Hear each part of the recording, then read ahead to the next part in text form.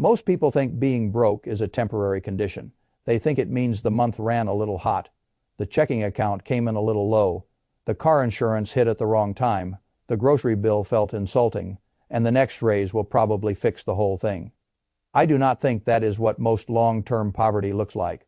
Long-term poverty is not just low cash. It is low leverage. It is low ownership. It is low margin. It is a life where nearly all of your strength is consumed maintaining the present, which means the future never gets enough capital to become meaningfully different from the past. That is the real trap, and it is far crueler than most people understand, because it often captures decent, hardworking, responsible people who believe they are doing everything correctly. They went to school, they stayed out of trouble, they got the job, they showed up early, they stayed late, they accepted the rules, they learned how to smile at people they did not respect, they became the kind of person the system says it wants. Then every month the same result appears, the paycheck lands, the rent removes a piece of it, the taxes remove another, insurance takes some, utilities take some, food takes more than it used to, transportation takes its bite, debt, if any exists, takes another bite. And by the time the body has been fed, housed, moved, insured, and drained enough to remain useful to the machine, there is very little left to build anything. That is why so many people feel a strange shame they cannot quite name. They are exhausted enough to feel they must be doing a lot, but not getting far enough to feel they are doing anything that matters. I want to remove that shame first because shame is one of the cheapest control mechanisms ever invented. A society can make a person carry a private sense of failure for conditions that were structured against him long before he knew the rules. Then that person polices himself. He blames his coffee, he blames his mood, he blames his lack of motivation, he blames his weekend takeout, he blames his mindset. All the while the deeper machinery remains unexamined. That is very convenient for the machinery. I have spent my life looking at systems the way a capital allocator looks at them. Not sentimentally, not theatrically. I ask where the money goes, who owns the productive asset, who bears the risk, who receives the upside, and which side of the transaction compounds. When you look at modern economic life that way, the picture becomes much clearer. The average worker is not poor because he is morally defective. He is poor because he is trapped inside a structure where his income depends on the repeated sale of his waking hours. His savings are held in a form that slowly loses purchasing power, and whatever margin survives is constantly tempted into consumption that signals success without creating it. That is the whole architecture. Once you see that architecture, your life changes. Not because the world suddenly becomes fair, because you stop making decisions from inside an illusion. There are three forces I want you to understand. They are always operating in the background, whether you can feel them or not. The first is what I would call the biological ceiling. Human beings are finite producers. You get 24 hours, you do not get 30. 6 because you are ambitious. You do not get extra years because you are disciplined. You cannot warehouse today and use it next spring. You must sleep. You must commute. You must eat. You must repair your mind enough to keep functioning. A person selling labor is therefore bounded by biology. That is a brutal fact, and it is the first reason hard work by itself so often fails to create freedom. A laborer can increase his rate somewhat. He can move from $15 an hour to $25, perhaps $35, in some cases far more, but the mechanism remains the same. He is still trading life for money. If he stops, the stream stops. If he gets sick, the stream weakens. If he burns out, the stream shakes. If the employer decides he can be replaced, the stream ends. This is why I always ask a harsher question than most people like. How hard would you be to replace in 30 days? Not because I enjoy cruelty, because the market is not sentimental. A company does not pay you according to how tired you are. It does not pay you because your children need braces. It does not pay you because your landlord raised rent. It pays according to the scarcity and usefulness of what you provide relative to the next available alternative. That is the real scoreboard. If a random person could be trained to do your exact job in a few weeks, then your leverage is low no matter how honest your effort is. That is not a statement about your human worth. Human worth and market value are not the same thing. It is a statement about the economic position you occupy. An economic position decides financial outcomes much more aggressively than effort alone. This is why I have never admired labor without leverage. Labor matters, I worked. Charlie worked. But labor by itself is not the machine that creates large wealth. Leverage is, ownership is, systems are, code is, distribution is, brand is, media is, capital is. A man with a shovel can work himself half to death digging a trench. A man with an excavator can move a mountain with his fingers on 2 levers. The machine does not care who sweated more. The machine cares who moved more dirt. That is the first rule of the real economy. Output with leverage defeats effort without leverage over long periods, almost every time. People resist this because it sounds harsh. They want work to be enough. Work is noble, it is not enough. And until you accept that, you will continue asking the wrong thing from your own. You will keep trying to solve a structural problem with more stamina. That does not end well. The body is not a capital asset that compounds upward forever. It depreciates. The market often wants your best hours, your clearest mind, your strongest back, your healthiest years, and then gives you wages that barely leave enough behind to buy your way out of dependency later. That is the deal. Many people are living inside without naming it clearly. So what is the answer? The answer is not to quit your job tomorrow and pretend courage is a strategy. The answer is to stop expecting labor alone to do a job only leverage can do.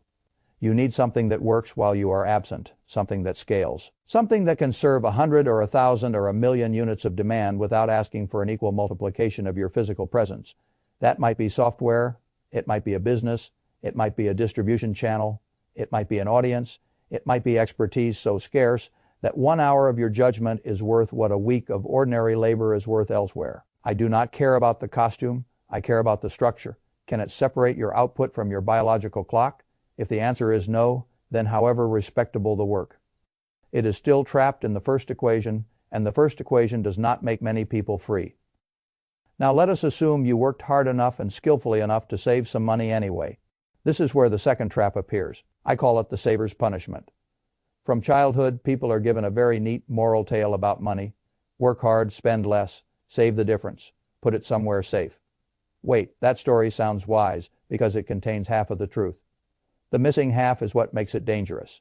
Saving in nominal currency is not the same thing as preserving value. Cash is useful.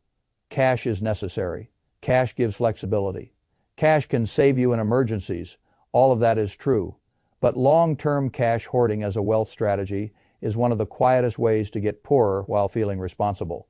The reason is not complicated. Modern currency is not tied to a hard physical anchor the way many people imagine serious money ought to be. It is a managed promise.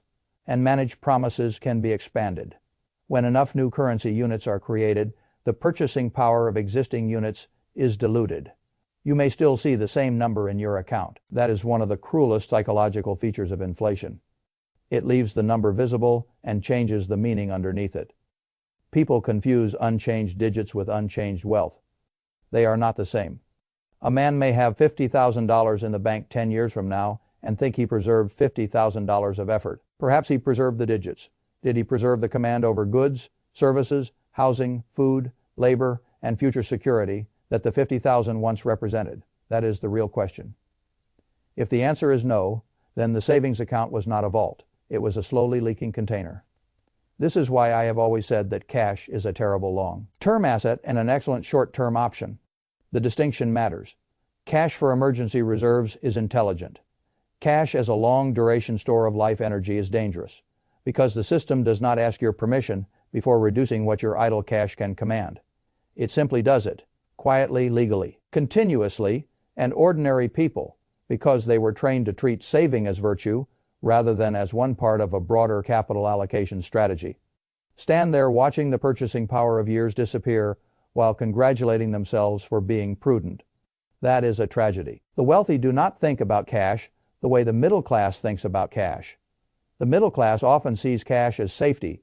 The wealthy often see excess cash as deferred deployment.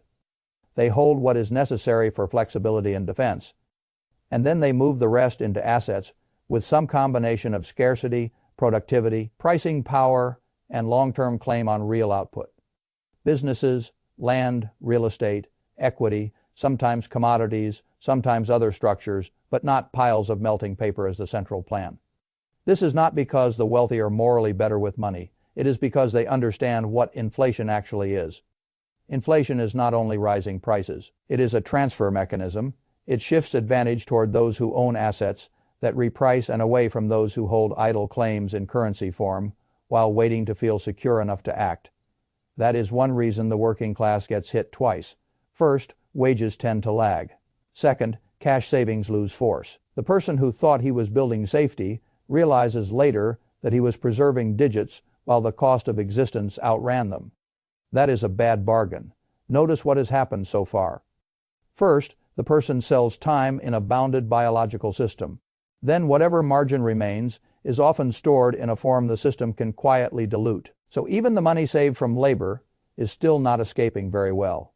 This is why hard work alone and ordinary savings alone so often fail to produce escape velocity. The engine is misdesigned. And then the third trap arrives. This one is psychological, but its effects are financial and severe. I think of it as the illusion tax. Human beings are deeply vulnerable to status pressure. That is not new. What is new is the industrial scale at which modern society monetizes that vulnerability. You are not only working inside an economy, you are being advertised to every waking hour inside a machine that profits when you confuse looking successful with becoming strong. That is the whole consumer spectacle. It whispers a very seductive bargain. If you cannot yet be free, at least look like someone who is winning. Drive it, wear it, finance it, post it, signal it, borrow for it. Let strangers assume things about your worth. This is how the future gets sold off in tiny attractive slices. A luxury car on payment, a wardrobe built on revolving credit, a vacation bought with borrowed money, a phone upgrade financed for social smoothness, a life that looks expensive from the street and weak from the inside.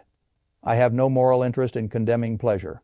Pleasure has its place. What I oppose is financing ego with capital you do not own yet. That is a terrible transaction. The person doing it imagines he is buying proof of success. He is usually buying years of reduced freedom. He is taking future labor and sending it backward to support present signaling. The worst version of this is consumer debt at punishing rates. Credit cards in the 20s. Buy now, pay later structures that quietly normalize fragmentation of obligations. Auto loans on depreciating symbols. These are not lifestyle choices in the neutral sense. They are claims on your future energy. And because the interest rates are so high, they are mathematically vicious. People love to debate stocks, real estate, Bitcoin, gold, and every other glamorous subject. Yet far more households are being quietly strangled by 24% credit card balances than by bad stock selection. There are very few legal ways to earn a reliable after-tax 24%. There are many ways to pay it. That is the core insanity of the illusion tax. A person can be highly disciplined in visible areas and still destroy himself by carrying a balance for the privilege of appearing comfortable. This is why I say wealth is often invisible. The car not financed, the upgrade refused, the restaurant skipped without resentment, the debt destroyed instead of normalized, the capital left in productive assets instead of spent on image. That is what wealth looks like in the beginning. It looks like nothing happened. That is why almost nobody claps for it. Yet that is the whole reason it works. Once you understand these three forces together, the picture becomes very sharp. Biology limits labor. Inflation punishes idle savings. Status culture tempts the remainder into self-sabotage. Now you can see why so many decent people keep working furiously and still remain near zero. The system does not require them to be lazy in order to be trapped. It only requires them to misunderstand leverage, ownership, and capital. That is all. The misunderstanding does the rest. Now let us talk about escape, because diagnosis without protocol only deepens despair. The first stage of escape is brutally simple. Stop the bleeding, not philosophically. Literally, if you are carrying high-interest consumer debt, your first financial mission is not finding the perfect ETF or debating the next economic cycle. Your first mission is to kill the thing that is actively eating your future. I want total seriousness here. A 24% credit card balance is not a side issue. It is a financial emergency. Treat it that way if you must sell the newer car and buy a dull one. Do it. If you must cancel the subscriptions, do it. If you must stop dining for status, do it. If you must look less successful for a while in order to become more independent later. Good. The crowd is not going to retire for you. Once the poison debt is handled, the second job is to build margin that cannot be erased by one bad month. This means cash reserves, not as an investment dream, as a defensive structure. 3 months of core expenses changes the household. 6 changes it more. A year changes the posture of the whole person. The purpose of reserves is not to make you feel rich. It is to keep ordinary life from forcing extraordinary mistakes. Emergency reserves are one of the least glamorous and most valuable things a household can own. They protect judgment. Judgment, more than most people realize, is expensive when stressed. A man without reserves thinks differently from a man with them. He negotiates differently. He accepts worse terms. He sells assets too early. He clings to bad jobs too long. He is not weak. He is cornered. Margin changes that. Then comes the part everybody wants to skip to first. Ownership. You must buy productive things. Not one day in the abstract, routinely, systematically. Without requiring excitement, the broad market exists for a reason. A low-cost index fund is not glamorous, but it is one of the greatest tools ever handed to ordinary people because it allows them to own broad productive enterprise without needing to become prophets. I have never believed that ordinary households need more prophecy. They need more ownership. Buy the machine, buy the productive world, buy earning streams, buy broad businesses, feed the thing that can work while you are elsewhere. That is the beginning of escape. And if you can add leverage in the right sense, skill leverage, media leverage, code leverage, business leverage, intellectual leverage, then the process accelerates. Notice I am not saying get rich quick. I am saying decouple survival from labor alone over time. That is very different. The mature goal is not luxury first. It is optionality first. Optionality is one of the finest words in finance. The option to say no, the option to leave, the option to wait, the option to think, the option not to panic when the world becomes inconvenient. That is what capital should buy you, not a costume, not applause, not a photograph, freedom of movement in your own life. That is the real thing, and it is built by years of decisions that often look unimpressive while they are being made. This is why the people most likely to escape are not usually the most dramatic. They are the people willing to look boring long enough for the arithmetic to begin helping them. Boring car, boring savings plan, boring market fund, boring side skill practiced at night when no one is watching. Boring reduction of ego spending, boring refusal to perform success. Then one day the compound effects stop looking boring. That is how it always happens. The public sees the ending and thinks it must have begun with one bold act. Usually it began with a man deciding he was done subsidizing his own weakness. That is the shift, not motivation decision. I am finished funding the illusion. I am finished confusing labor with leverage. I am finished treating idle cash as a wealth plan. I am finished giving the future away to support a present that does not love me back. That is the beginning. From there, almost everything worthwhile becomes a repetition problem. Can you repeat the right things long enough for them to matter? Can you keep killing poison debt? Can you keep building reserves? Can you keep buying productive ownership? Can you keep learning skills that separate output from your physical presence? Can you keep ignoring the social theater that wants your capital more than your freedom? If the answer, your financial life begins changing in ways that look miraculous to people who only see the visible symbols. But it is not a miracle. It is architecture. The same system that traps people through architecture can be escaped through architecture. That is the good news. The door was never hidden. Only the rules were. Now that you can see them, the responsibility changes. You no longer get to call confusion innocence. You know the mechanics. You know why labor alone stalls out. You know why cash alone melts. You know why the ego tax is lethal. Now the question becomes harder and better. What will you build instead? I would build a life where the first dollars kill the poison. The next dollars create margin, and every dollar after that is conscripted into ownership. I would build a life where appearance has less authority than optionality. I would build a life where the market's best hours are not all sold away without a plan to reclaim them. I would build a life where my future is not a hostage to my employer's mood. That is the point of understanding capital. Not to sound clever, to stop being cornered. Most people do not need a miracle. They need a structure that stops rewarding the forces draining them. That structure exists. It is not easy. It is not fashionable. It is not fast enough to satisfy vanity. It is still the right one. And once a person begins walking it seriously, the old shame should fall away, because he finally understands what the trap was. And once you understand the trap, you can stop blaming your soul for a problem that was really in the machinery all along.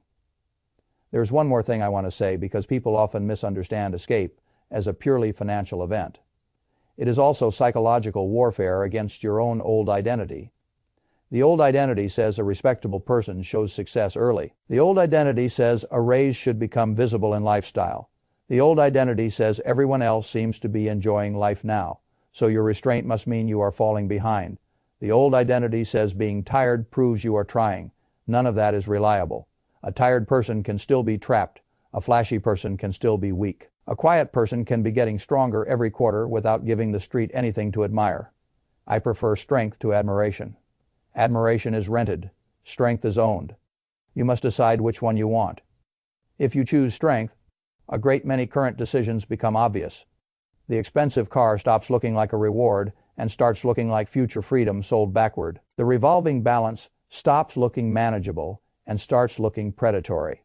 The high-yield savings account stops looking like a wealth plan and starts looking like a defensive pocket. The index fund stops looking boring and starts looking like a machine that buys pieces of civilization. The side skill you study at night stops looking like a hobby and starts looking like a bridge from labor to leverage. This is how a real capital allocator sees the world, not by labels, by function. What is this doing to my freedom 5 years from now? That is the question. Ask it often enough, and the noise begins falling away. Most people never ask it, which is why they remain vulnerable to every loud promise and every glittering purchase. They are not foolish. They are untrained. Training changes outcomes. That is why I still have hope, even for people who feel very late. You can begin in a bad structure and still rebuild. It may take time. It will take humility. You may have to sell the symbol and keep the lesson. You may have to look less successful before you become more independent. You may have to explain yourself to no one and disappoint the people who preferred the old performance. Good freedom requires disappointing some of the wrong audience. The crowd will always try to hire your future for present entertainment. Decline the offer. Use your labor to survive. Yes. Use your surplus to defend. Yes. Then use every extra dollar and every extra hour to build things that stop asking for your body in order to keep paying you. That is how the trap is broken, not by rage, not by speeches, by ownership, margin, leverage, and time. Those are the real escape tools. Everything else is decoration.